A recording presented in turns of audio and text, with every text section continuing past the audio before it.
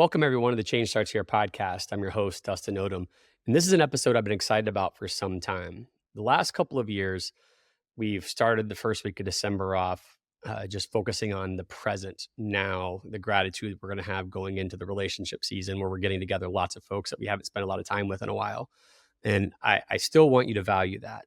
This time I want to do something different. It's something that I've thought about for over a year now. As we approach the end of 2024, I want to take a step back with you, back through your ups and downs, your victories and struggles, and reflect on what this year meant to each of you. Because here's the truth, no matter what kind of year you've had, it's all a part of the journey that prepares us for what's next.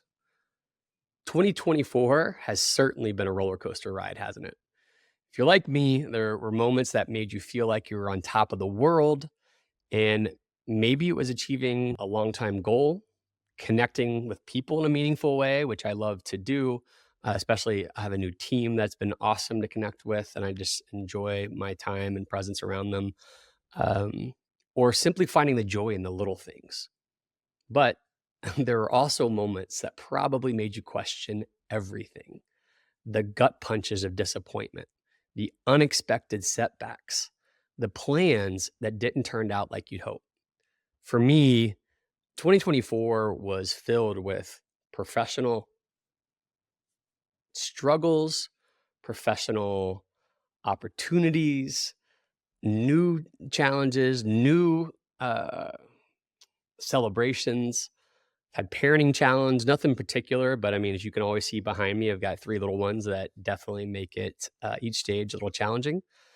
Friendship issues, not that they're issues per se, but a lot of my friends live elsewhere. And so it's hard to really be there for them when they need it and have them be there for me when I need it. Uh, for those of you who have heard old podcasts, I have an autoimmune disease called Church-Strauss that I often battle with and take lots of medicine for and visit the hospital once a month for injections. And a lot of that has caused weight gain. And so recently I've lost 50 pounds at least this year, which is awesome. But it's been a struggle. And then a health diagnosis. So as I'm celebrating 50 pounds, losing 50 pounds, the same time I'm finding out that I've got osteoporosis in my lower lumbar spine in spite of working out and doing all the things that I think you're supposed to do. So it's just been tough. It's been a roller coaster for sure.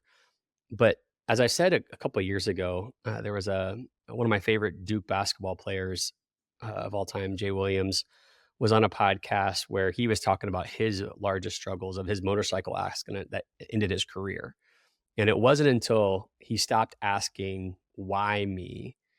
And he started asking, why not me, that he was able to get past it. And I shared that with you before. And that's something I just want to remind you of again.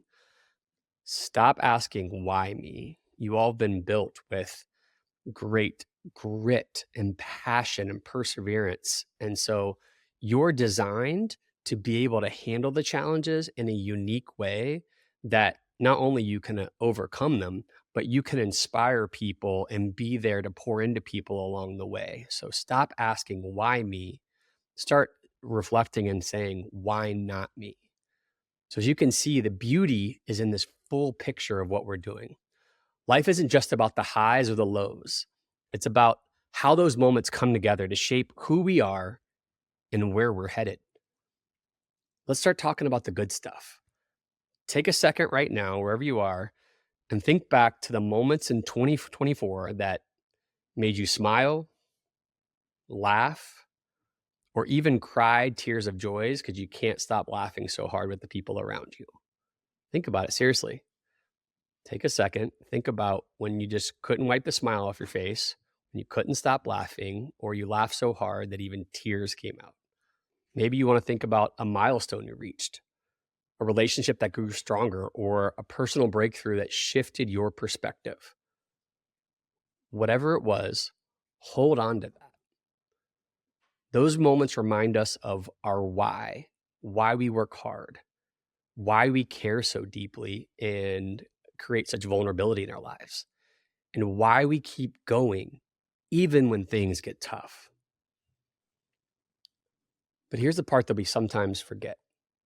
The tough moments are just as important if not more so. I've had moments this year that have made me want to throw in the towel. I mean, literally throw in the towel. Challenges in professional relationships, unexpected obstacles, and moments of doubt that have made me question my own leadership and my own purpose. But every single one of those moments have taught me something I wouldn't have learned otherwise. They made me stronger, more resilient, more empathetic, and quite honestly, more passionate than I've been in years. If you've had a tough year, I want to remind you of this. The hard times are not wasted. The failures, the mistakes, the disappointments, they're not the end of your story. They're the middle chapters that make the ending so much richer. We have obviously a book in FranklinCovey about living life in crescendo. That's what you're doing. You're just going through the middle chapters that are going to make the end of your life so much richer. So now as we close the chapter on 2024, I think it's the perfect time to ask ourselves a couple of key questions. So if you have a pen, get it out. If you don't, just remember to come back to this moment and reflect on these questions. So first, what are you grateful for? As you all know, gratitude is a powerful way to ground ourselves and remember what really matters. So take a moment and list out the things, the people, the experiences that made your life better this year. Again, what are you grateful for? List out on paper, or if you're an Apple Notes person like I am, list out the things, the people, and the experiences that made your life better this year. Second, what did you learn? Think about the lessons. And I feel like I've learned so many lessons this year, both really challenging ones that I didn't know if I'd get through to just funny ones, but both good and bad. What do those lessons teach you about yourself, about the people around you, about the work you're doing? If we don't take time to pause and learn from our experiences, we're going to miss the chance to grow. So again, the second question is, what did you learn? What did that teach you about yourself, about the people around you, about the work you're doing? Make sure you reflect on that so we can grow. And finally, as we set our sights on 2025, we should ask ourselves this: what do we want to carry forward? What habits, what mindsets? That's one that I keep coming back to, is what pair of glasses am I going to look at? What are my paradigms for the world going to be? So what habits, what mindsets, or goals from this year deserve a place in the new year? That's always my favorite, is which ones did I start this year that I definitely want to keep? And what do we need to leave behind? Maybe you had a goal last year that you got through the year and you realized that really didn't mean anything. Or you started a habit that didn't really have a multiplying effect in your life. Let's leave those in 2024. Maybe there's a limiting belief, a toxic habit, or even a relationship that no longer serves you. It's okay to let go of what's holding you back to make room for something better. I'm going to repeat that again. It's okay to let go of what's holding you back to make room for something better. You just have to know and believe that something better is coming. So as you start planning for 2025, you got this month. So I would encourage you to go through the reflection questions that we talked about. What are you grateful for? What did you learn? And where do we want to go moving forward? I want you to encourage you to think about your vision.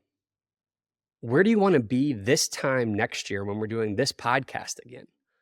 What kind of person do you want to become?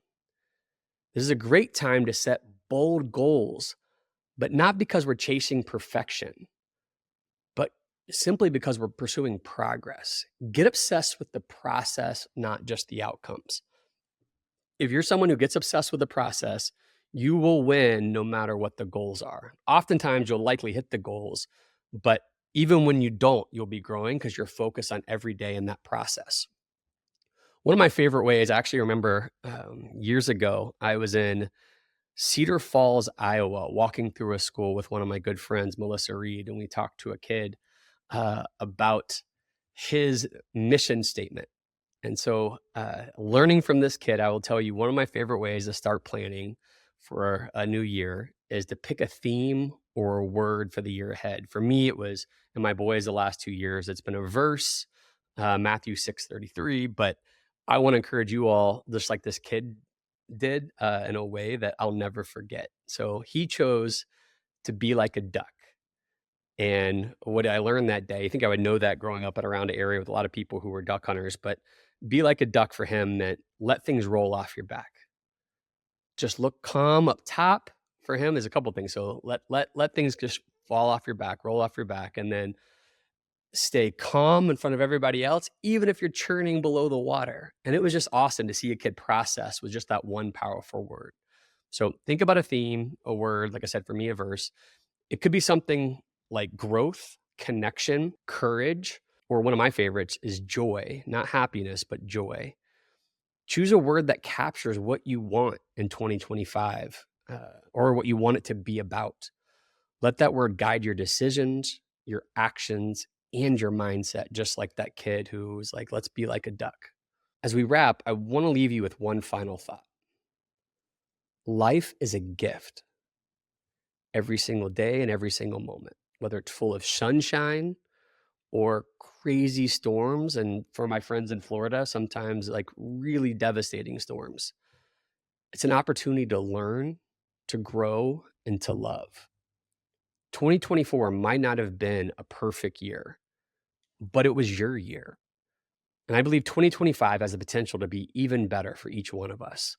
Not because it'll be easier, not because we won't have really, really tough times, but because you're taking the lessons of 2024 and putting it into 2025.